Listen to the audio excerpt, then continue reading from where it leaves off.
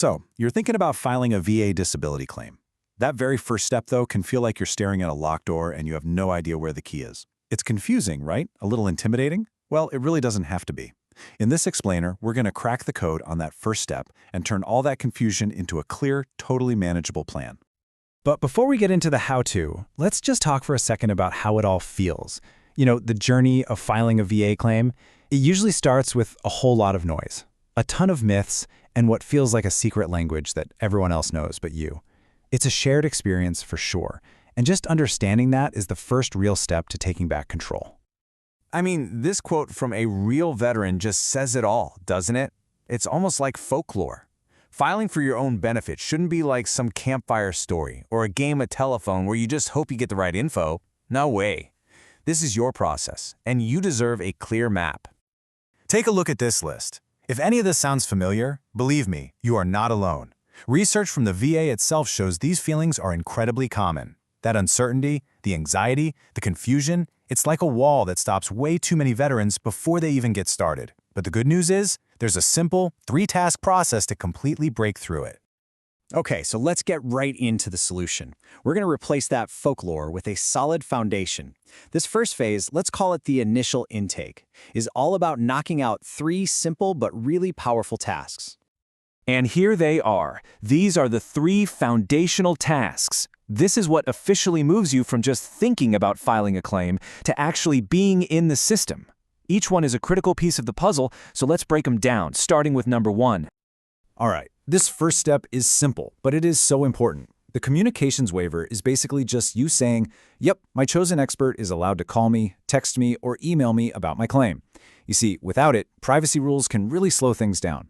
This is one of the very first forms your VSO rep will have you sign, and it just opens up the lines of communication so they can give you updates and advice without you having to chase them down. Simple as that. Now let's see how this builds, because our next step, well, it's arguably the most financially critical part of this entire process. I'm not kidding. A few minutes of your time right here can have a massive impact down the road.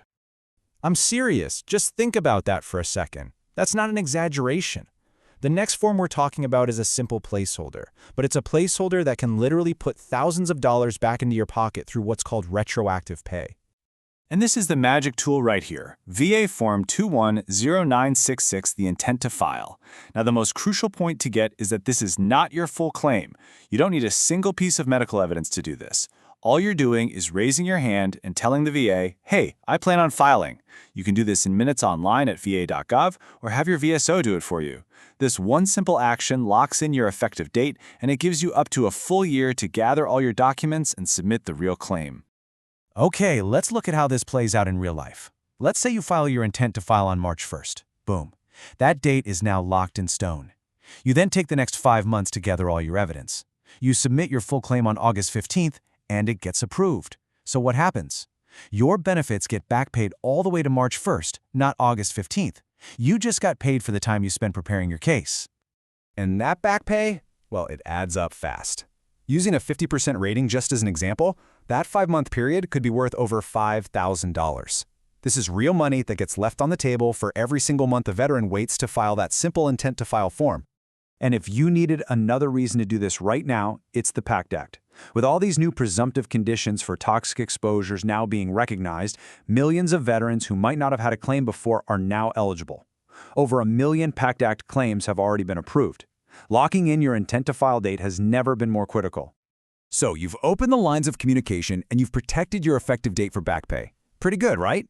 Now for the third and final task of this initial phase, getting a professional no-cost guide for the entire journey ahead. This happens with VA Form 21-22. It sounds official, but think of it like a limited power of attorney. It just says you authorize a specific Veterans Service Organization, or VSO, to represent you. They can help you prepare your claim, present it to the VA, and see it all the way through the process. Basically, this form is how you officially hire your free expert.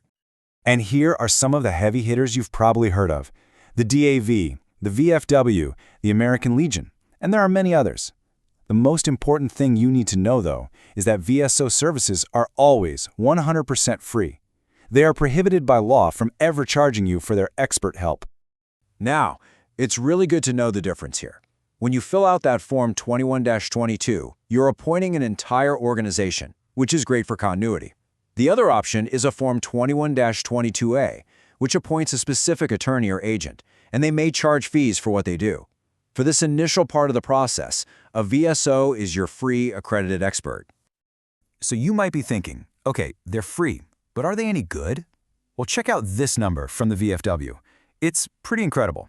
They report a 90% success rate in correcting errors when they get to review rating decisions. That is a seriously powerful advocate to have in your corner. And again, it costs you absolutely nothing.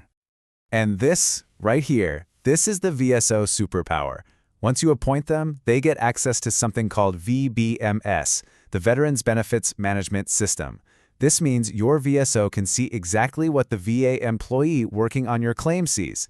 They can spot missing evidence, check the status, and basically navigate the system from the inside. It is a total game changer. So, by completing just these 3 tasks, you've completely changed the nature of your claims journey. You've moved from a world of confusion and hearsay into a structured process where you are actually in control. And I mean, just look at the difference. The old way meant learning through folklore, dealing with stacks and stacks of paper, and waiting in line. The modern way, by following these first steps, is a guided process with proactive communication and automated reminders. It's the difference between being lost in the woods and walking on a well-lit path. And just like that, there you have it. Your initial intake checklist is complete. Communications waiver signed? Check. Intent to file submitted? Check. And your free expert VSO is appointed? Check. You have officially taken the first, most important step, and you've got a rock-solid foundation to build on. You see, you haven't just filed some paperwork. You've taken control. You've replaced all that folklore with a real foundation. You are in the driver's seat now, and you're ready for whatever comes next.